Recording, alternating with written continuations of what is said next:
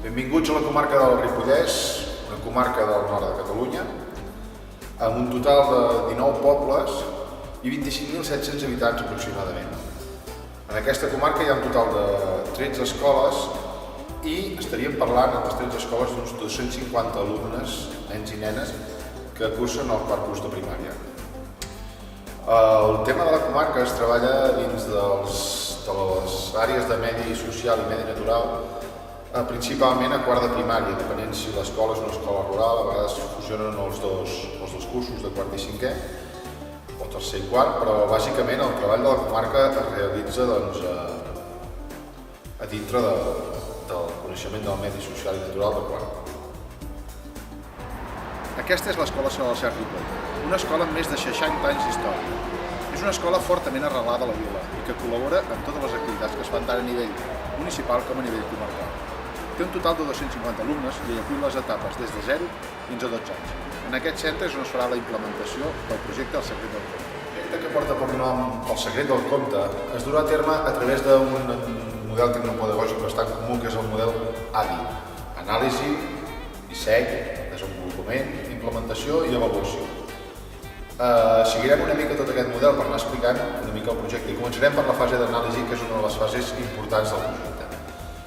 Aquesta fase d'anàlisi s'ha fet d'una manera una miqueta especial, ja que s'ha volgut analitzar dos aspectes diferents. Un, l'escola on es farà la implementació, que hem presentat abans, i l'altre és les escoles de la comarca, o sigui, quina possibilitat hi ha que aquest projecte surti de l'entorn de Salesià Ripoll i pugui ser exportat a la resta d'escoles de la comarca.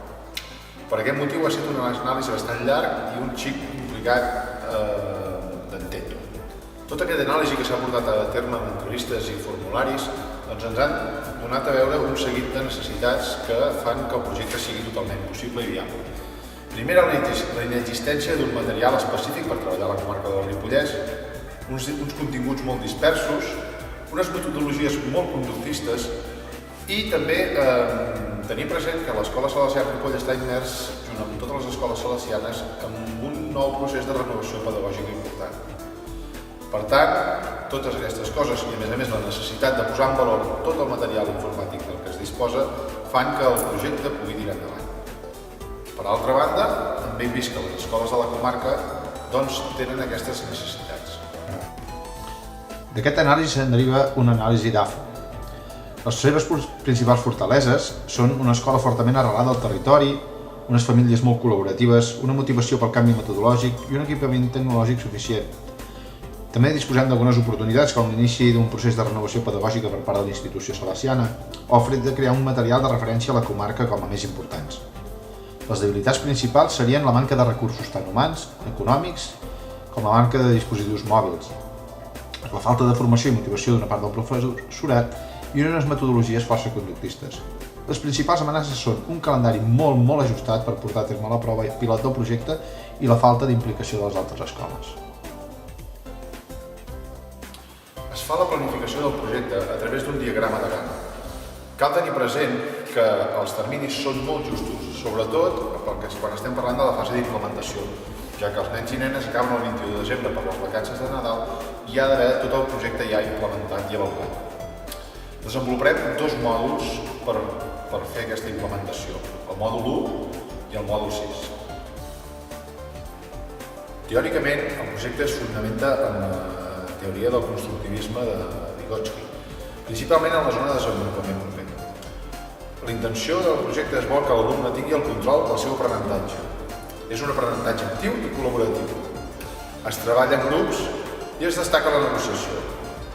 El coneixement està lligat a l'experiència i el professor és un recurs més. L'avaluació està basada en el desenvolupament de la tasca. Una altra fonamentació teòrica del projecte és en la teoria del cognitivisme de 5 anys.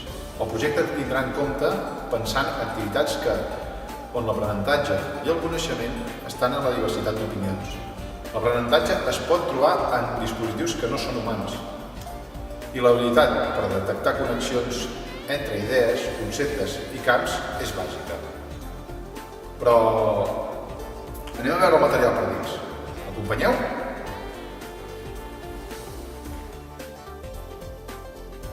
Bé, doncs aquí tenim la pàgina inicial del projecte que s'ha desenvolupat seria l'entorn virtual d'aprenentatge juntament amb l'aula de Google Sites, que es fa també a través d'aquests sites, s'hi accedeix també a través d'aquests sites. I doncs en aquest entorn virtual s'hi han desenvolupat els dos mòduls que s'implementaran durant la fase d'implementació, que són el mòdul 1 i el mòdul 6. Veurem cadascuna de les parts més extensament durant la fase d'implementació. Així que anem a veure com va realitzar-se la implementació d'aquest material.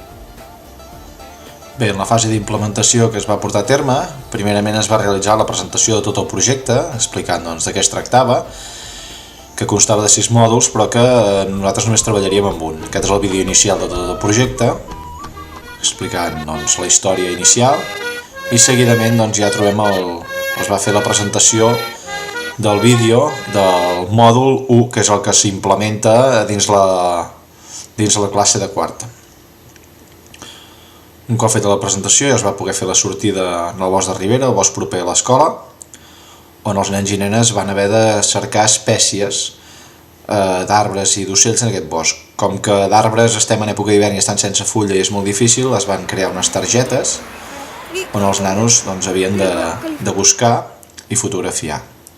També es va fer amb els animals per la dificultat de veure segons quines espècies en un grup tan nombrós de nens, i es va crear aquesta mena de joc. Seguidament ja es va començar a fer el treball, es van repartir les espècies i es va començar a fer el treball per grups de descriure una de les espècies, buscar-ne informació, àudios, vídeos, fotografies, per poder crear un punt amb el Mobile History Map. Aquests són els recursos que tenien a dins l'entorn virtual, que explicava com havien de fer l'explicació d'un ocell o d'un arbre, i els recursos que tenien accés.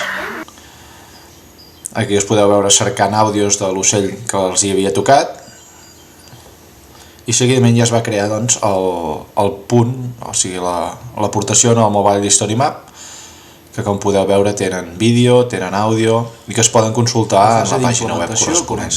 Del mòdul 6 comença amb una explicació inicial a fora del monestir, on es donen les instruccions, es preparen els mòbils i es donen els materials necessaris, la línia temporal que els nens i nenes hauran d'omplir. Es creen parelles per treballar, perquè ells s'estimen més fer-ho en parelles, i comença l'activitat entrant al monestir amb el vídeo inicial de presentació, vídeo de benvinguda, que explica també una altra vegada el que han de fer els nens i nenes dins del monestir.